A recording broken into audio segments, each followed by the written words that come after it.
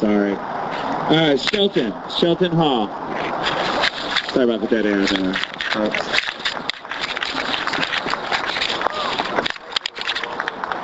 Hello, everybody. I'm not going to spend too long up here because I'm not from Orlando. I am the most valued person in Orlando today because I am a tourist. I'm here from a place called Jacksonville, Florida. Yes, the place, we have an Occupy situation going on up there, but it's not as organized, as well planned as what you guys are doing down here, and I'm really proud of you. All of Florida is proud of what you guys are doing. I'm a journalist by trade, and I'm not going to talk about the politics. I'm not going to talk about ideology. I'm going to talk about my experiences as a journalist. I'm 33 years old. I've been a freelance journalist since I was 17 years old.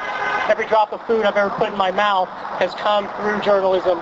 And one of the main things I've written about over the years has been economics. And what drew me into supporting the 99%, besides the fact that so many of them are friends of mine, and the fact that I support them on so many of the issues, is I saw the way that the media in my city, the media in Florida, the media around this country talks about the Occupy movement. They say, oh, go get a job. Oh, you're a bunch of dirty, smelly hippies. Oh, you're this and that.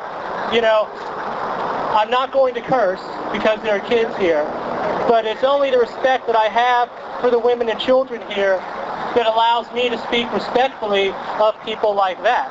They pay $1 in property taxes. That's about all they're worth, in my opinion.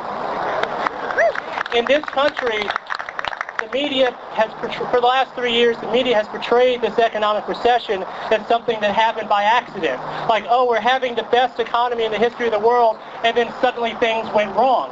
That is not true. Every aspect of this recession is predictable. In 2002, a meeting of Islamic bankers got together and said, we need to pull Islamic capital out of the United States because its economy is going to collapse. That story was buried. In 2003, Armando Falcone, head of the Office of Federal Housing Enterprise Oversight, the regulatory group that oversees Fannie Mae and Freddie Mac, they said we need a big influx of cash because Fannie Mae and Freddie Mac are insolvent and the housing market is going to go down. This was 2003, and it was ignored. We ignored Doctors Without Borders. We ignored the American Red Cross. We ignored the Catholic Church when they said the Iraq War was a really, really bad idea that could potentially ruin our economy. We ignored Pope John Paul II when he called for Jubilee 2000, universal debt amnesty. We ignored the book of Deuteronomy where it says every 7 years cancel debts. We ignored the Quran where it says you can only lend money at a certain amount of interest. Anything above that is usury. We ignored Jesus Christ when he went buck wild in the temple because there are a bunch of money changers ripping off pilgrims. Yeah. We ignored Ross Perot when he talked about the giant sucking sound of American jobs coming out of this country through NAFTA, even though he was a conservative billionaire from Texas who knew exactly what he was talking about. We ignored George W. Bush when he said America's addicted to oil. We ignored Ronald Reagan when he said government is not the answer to our problems, government is the problem. Yeah. We ignored Noam Chomsky when he talked about floating the exchange rates in 1971, saying that it would create a system where our currency could be easily manipulated by foreigners and it could lead to the destruction of our economy. We ignored all the protesters at Live Aid when the family farms were being shut down. You know, we were fine to shut down the family farms back before we realized, oh, all this GMO Monsanto corn is poisonous. Oh, Europe won't buy our corn because it's poison. Oh, they won't buy our wheat because it's poison. Oh, we can't feed milk and eggs and chicken and dairy to our kids because it's full of hormones and it's just going to make them sexually develop even faster, and there's no sex education in school, so we got a bunch of kids running around and their bodies are all jacked up and they don't know what to do with it.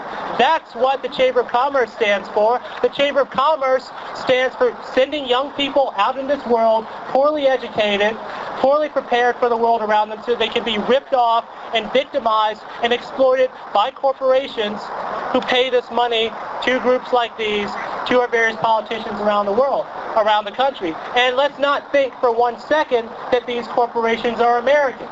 These are Chinese corporations.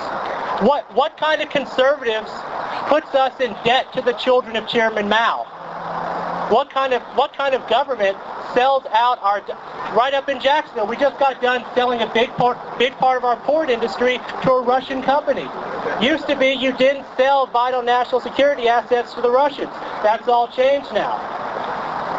The people who run this country, and particularly the media is very much a part of this. The media has lied at every single step in our lifetimes about every single decision that mattered.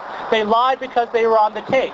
Big corporations bought the papers, big corporations bought the TV stations, big corporations bought the magazines and paid them to lie. I know this now because I have hundreds of friends in the business that have since lost their jobs, and they say, well, God, if I knew they were going to fire me, I would have told the truth. I have friends that are veterans that went overseas for a war for poorly defined objectives. They went over there, did not have proper equipment, did not have proper body armor, did not have proper armor on their cars. They're getting arms and legs blown off. They're getting concussions, post-traumatic stress. They come back home. Their wife is gone, went with their best friend. They got to dial 1 or 0 plus the area code just to talk to their children. What does that say to them? What does it say to people that they can go overseas, fight in two wars to defend our freedom, and then when they come back to stand up for their freedom, they get a tear gas projectile in the head? You know?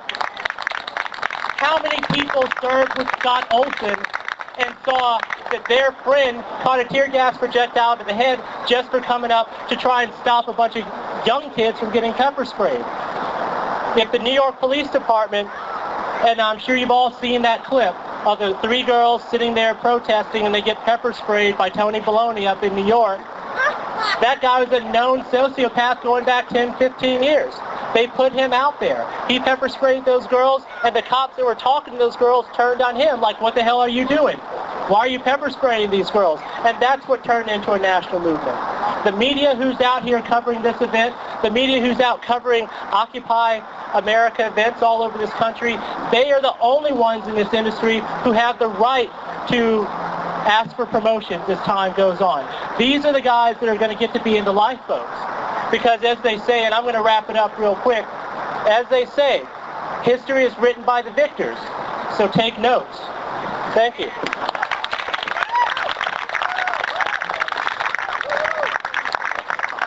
Right on, right on. Real quick, I have an announcement. It's a little past 6:30, so we are going to be beginning the teach-in. There will still be the open forum for everyone who wants to just stay here and not attend the teach-in. I'm going to name who's doing the teach-in. If you just kind of raise your hand. Doug Head is going to be doing a teach-in on